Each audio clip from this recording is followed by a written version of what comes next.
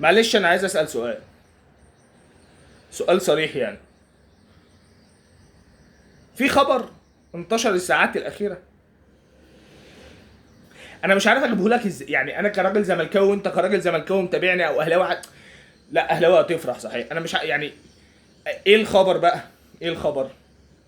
قال لك ان احد الانديه الخليجيه، واخد بال حضرتك انت ازاي، مهتمه باخوان الفينا وبتدرس ان هي تبعت له عرض في يناير. الفينا مين حضرتك؟ لا ثانيه، الفينا مين؟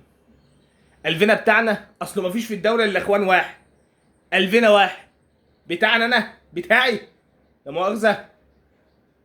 ايه يعني ايه ده؟ ايه يعني؟